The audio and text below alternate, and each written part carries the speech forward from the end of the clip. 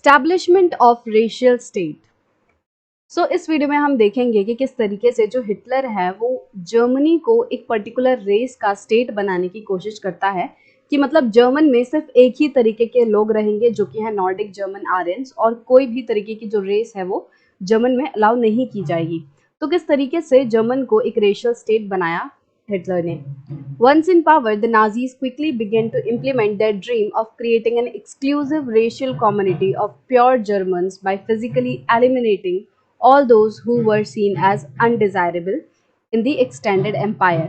अब जैसे ही नाजीज जो हैं वो पावर में आए, उनकी पावर बढ़ी, तो उन्होंने क्या किया, उनका जो सपना था जर्मनी को एक एक्सक्लूसिव रेशियल कम्युनिटी बनाने का, मतलब कि जर्मन में सिर्फ और सिर्फ प्योर रेस के लोग रहेंगे। प्योर रेस कौन सी थी उनकी? Nordic German Aryans. तो वो ये चाहते थे कि जर्मन में सिर्फ और सिर्फ ये लोग रहें, और सिर्फ ये लोग रहेंगे मतलब उन्होंने क्या किया कि जो बाकी रेस के लोग थे, जो बाकी लोग थे उनको फिजिकली एलिमिनेट कराने लग गए। फिजिकली एलिमिनेट मतलब उनको मरवाने लग गए, उनको देश से कैसे हटाया उन्होंने? उनको मार मार के हटाया, उनका मर्डर करके उन्होंने बाकी रेसेस को हटाने की कोशिश की, ताकि जर्मन में सिर्फ और सिर्फ नॉर्डिक जर्मन आर्यंस जो है वो बचे, और जो दूसरी रेस के लोग थे उन्हें वो अनडिजायरेबल मानते थे कि उनकी कोई जरूरत नहीं है। Nazis wanted only a society of pure and healthy Nordic Aryans. Nazis जो है वो ऐसा चाहते थे कि उनके देश में सिर्फ और सिर्फ pure and healthy Nordic Aryans रहें। हेल्दी मतलब कि अगर कोई नॉर्डिक आर्यन भी है और उसके मान लो हाथ पांव काम नहीं कर रहे हैं, वो पैरालाइज है या वो प्रॉपर तरीके से हेल्दी नहीं है, तो ऐसे भी पर्सन को वो लोग नहीं चाहते थे। उन्हें ऐसा नहीं था कि सिर्फ नॉर्डिक आर्यन है तो चलेगा, नहीं, नॉर्डिक आर्यन जो है वो प्योर एंड हेल्दी भी होना चाहिए। तो उन्होंने बहुत सारे जो नॉर्डिक आर्यन रेस के लोग थे उन्हें भी मरवा दिया, जिन्हें कि वो समझता था कि वो हेल्दी नहीं है।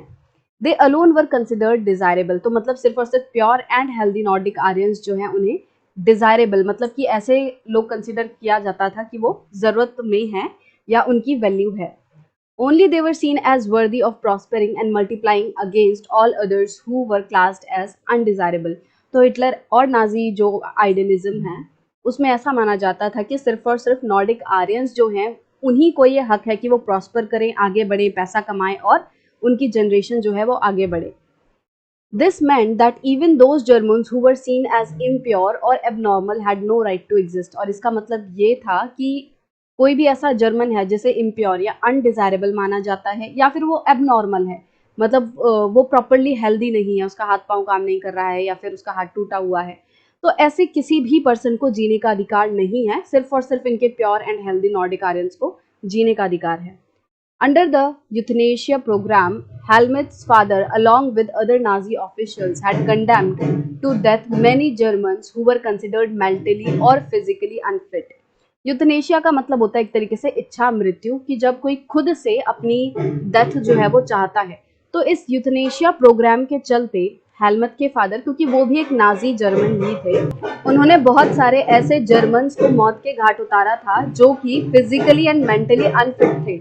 मतलब जो मान लो मेंटली भी प्रॉपरली नहीं है, मतलब कि किसी को मान लो मेंटल प्रॉब्लम है या फिर कोई फिजिकली अनफिट नहीं है, तो उनको भी उन्होंने मरवा दिया इस यूथनेशिया प्रोग्राम के चलते। Jews were not only community classified as undesirable। अब जब भी हम हिटलर बात करते हैं तो हम मेनली बात करते हैं कि जो हिटलर है उन्होंने ज्यूज को मरवा दिया था, बट ऐसा नहीं था कि सिर्फ ज्यूज को ही मरवाया है। सिर्फ और सिर्फ अकेले ज्यू कम्युनिटी ऐसी नहीं थी जिसे अनडिजायरेबल कंसिडर किया जाता था। बहुत सारी ऐसी दूसरी कम्युनिटीज भी थी जिन्हें नाजिज्म जो है वो अनडिजायरेबल मानता था। देयर वर अदर्स, तो ऐसे और भी कम्युनिटीज थी।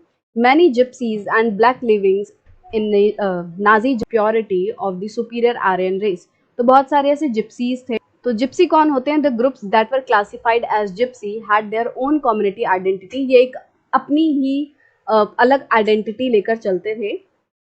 सिंटी के ग्रुप को हम क्या कह रहे हैं? जिप्सी। और इस जिप्सी में कुछ कम्युनिटी के नाम यहाँ पे दिए हुए हैं, जैसे कि सिंटी कम्युनिटी हो गई, रोमा कम्युनिटी हो गई। Many of them trace their origin to India. बहुत सारी ऐसी जिप्सी कम्युनिटी के अंदर ऐसी बहुत सारी कम्युनिटीज थी जो कि इंडियन ओरिजिन की थी। तो इन रेसेस को क्या कहा जाता था कि वो रेशियली इंफीरियर हैं, मतलब कि वो दी रेस हैं, और जो नॉर्डिक जर्मन आर्यंस हैं उनके जीने के लिए ये जो दूसरी रेसेस हैं जिन्हें इंफीरियर मान रहे हैं वो खतरा है। They were widely persecuted. Persecution मतलब systematic organized punishment of those belonging to a group और रिलीजन, मतलब कि जब किसी भी ग्रुप के लोगों को या रिलीजन के लोगों को बहुत ही बुरी पनिशमेंट दी जाए और उनकी लाइफ को बहुत ही ज़्यादा बुरा बना दिया जाए, तो उसका मतलब है परसिक्यूशन। तो बहुत सारी अलग कम्युनिटी के लोगों को परसिक्यूट किया गया नाजीज के द्वारा।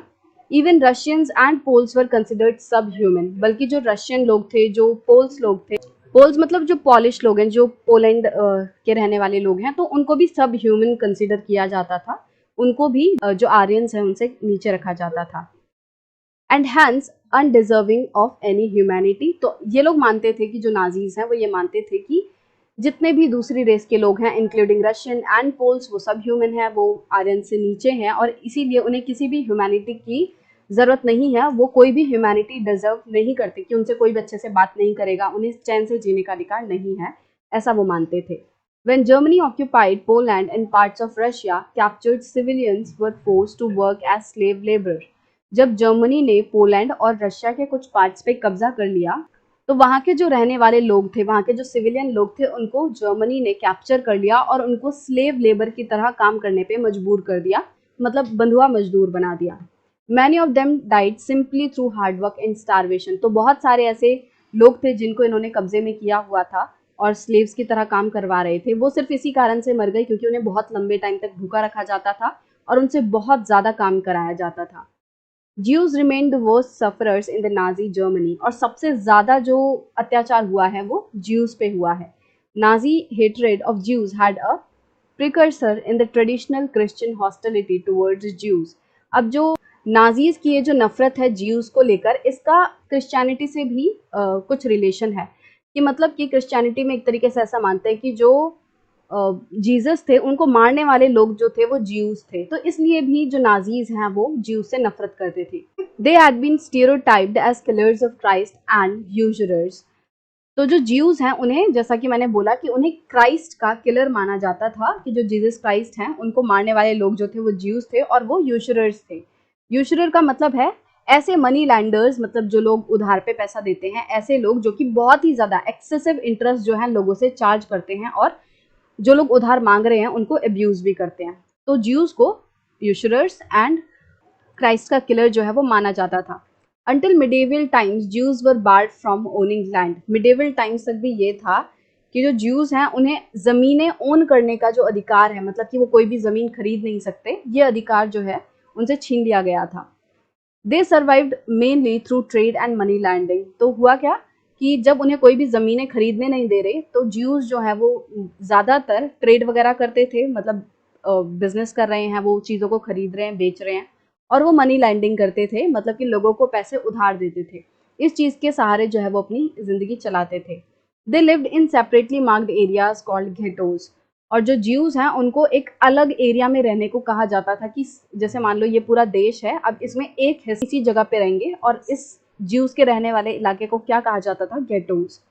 दे were often persecuted through periodic organized violence and expulsion from the land. अब नॉर्मली लगातार क्या होता था, टाइम टू टाइम इन लोगों को, जो ज्यूज हैं उन्हें परसिक्यूट किया जाता था, उनके ऊपर अत्याचार किया जाता था, बहुत ज़्यादा वायलेंस जो है उनके खिलाफ दिखाया जाता था, और उन्हें जिस भी जगह पे वो रह रहे हैं उससे उन्हें हटा दिया जाता था। However, Hitler's hatred of Jews was based on pseudo-scientific theories of race, which held that conversion was no solution to the Jewish problem.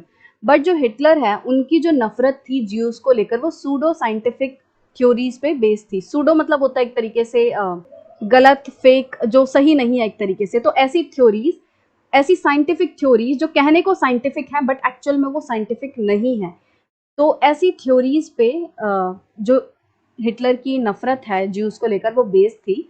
तो हिटलर ऐसा मानते थे कि हिटलर जो ज्यूज हैं अगर हम उन्हें क्रिश्चियंस बना देंगे तो ये कोई सॉल्यूशन नहीं होगा। वो रेशियल थ्योरीज पे ज़्यादा विश्वास रख रहे थे कि जिस तरीके के ज्यूज हैं, जिस तरीके के वो दिखते हैं, जैसे उनकी आंखें, वो अनडिजायरेबल ही रहेंगे। इसीलिए हिटलर के हिसाब से उन्हें मरवा देना एक ऑप्शन था। It could be solve only through their total elimination. Hitler के हिसाब से अगर ज्यूज से उन्हें मुक्ति पानी है तो उसका सिर्फ और सिर्फ एक सॉल्यूशन था, जो कि उनका टोटल एलिमिनेशन, मतलब कि उन्हें पूरे तरीके से मरवा दिया जाए। From 1933 to 1938, Nazis terrorized, pauperized, and segregated the Jews, compelling them to leave the country. अब 1933 से लेके 1938 तक नाजीज ने ज्यूज के ऊपर बहुत ज़्यादा जो है अत्याचार किया, उन्हें पॉपराइज्ड किया, मतलब कि रिड्यूस टू एब्सोल्यूट पॉवर्टी, कि उनकी ऐसी हालत कर दी कि वो एकदम गरीब हो जाएं, उन्हें कहीं पे जॉब नहीं करने देना, उन्हें कहीं पे काम पे नहीं रखना, उन्हें कहीं अपना बिजनेस नहीं खोलने देना। तो इस तरीके की सिचुएशन से क्या हुआ कि वो पॉपराइज्ड हो गए, पूरे तरीके से वो गरीब बन गए एंड सेग्रीगेटेड, उन्हें सेग्रीगेट कर दिया, अलग अलग कर दिया कि अगर ज्यूज जो हैं सारे अगर एक साथ इकट्ठा नहीं होंगे तो वो इनके खिलाफ आवाज भी नहीं उठा पाएंगे। तो इन सब की वजह से क्या हुआ, बहुत सारे जो ज्यूज हैं उन्होंने दबाव में आके, डर के कारण कि कहीं जो हिटलर है उनकी जान ना ले ले, इसलिए उन्हें मजबूर होकर कंट्री को छोड़ना भी पड़ा। The next phase 1939 to 45 aimed at concentrating them in certain areas and eventually killing the members in Poland. और जो नेक्स्ट फेज था इनका नाजीज का, वो ये था कि ज्यूज को एक जगह पे कॉन्सेंट्रेट कर लिया जाए, एक जगह पे उन सबको इकट्ठा कर लिया जाए और बाद में क्या किया जाए कि जो गैस चैम्बर्स हैं उनमें डालकर ज्यूज को मार दिया जाए। तो गैस चैम्बर्स क्या थे कि उन्होंने, जो हिटलर है उन्होंने कुछ इस तरीके से चैम्बर्स बनवाए थे, कुछ रूम्स थे बेसिकली, कुछ ऐसी जगहें थी और उनमें अलग अलग रूम्स थे और उन रूम्स में ये लोग जहरीली गैस डाल दिया करते थे। तो पहले वो इन रूम्स में लोगों को भरते थे, एक साथ बहुत ज़्यादा लोगों को भरते थे और फिर जब लोग सारे लोगों को भरने के बाद वो क्या करते थे, उस रूम में जहरीली गैस छोड़ दिया करते थे और उस गैस के कारण सारे लोग जो है मर जाते थे। तो इनका ये पूरा सिस्टम था लोगों को मारने का। तो पहले फेज में उन्होंने ज्यूज को बहुत ज़्यादा परेशान किया, उन्हें टॉर्चर किया, टेरराइज किया, पॉपराइज किया और उसके बाद क्या हुआ, उनको एक जगह पे कॉन्सेंट्रेट करके उन्हें मारने की उन्होंने कोशिश की गैस चैम्बर्स के थ्रू।